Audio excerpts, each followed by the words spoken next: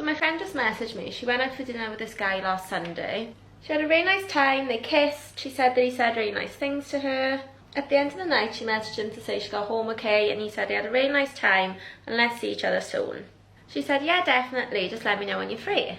Come Wednesday, she still hasn't heard from him, so she decides to message him and just say, hey, how are you?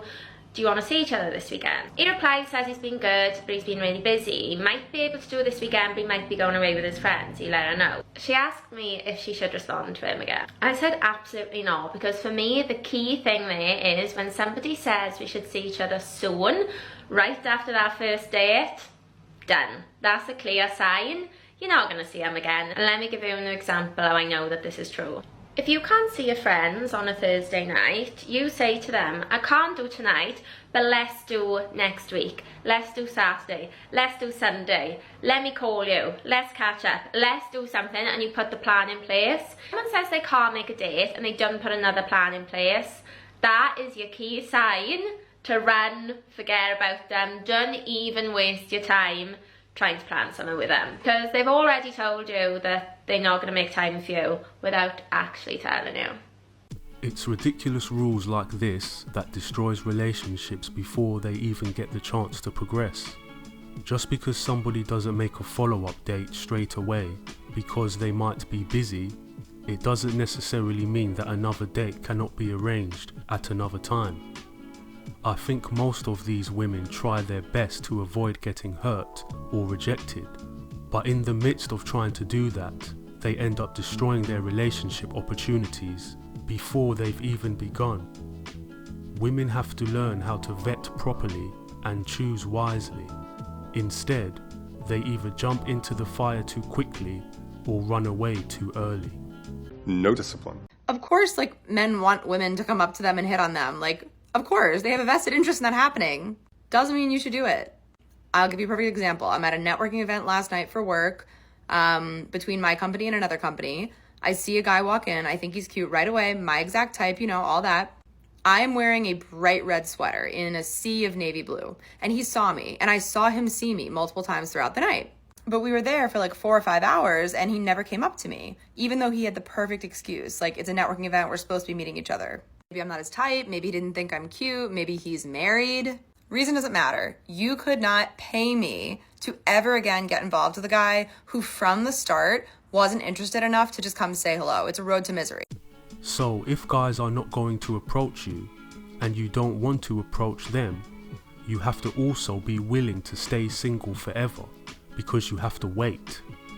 This is why men have most of the power, because we are the pursuers. We can choose who we pursue and who we settle down with. And women have to accept what comes to them. And if they accept the wrong man, which they often do, they end up getting heartbroken.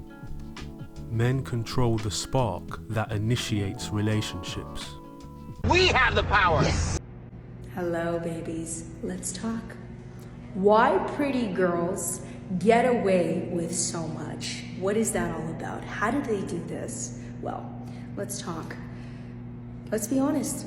It's mostly men's faults. You know, men have to not give them as much passes. You know, they're able to use their succubus energy to harness and garner the attention of men, and men are falling for it. You know, whether they're weak or strong, they're falling for this energy that sadly is to their demise, because they're being given everything on a platter without having to work for it.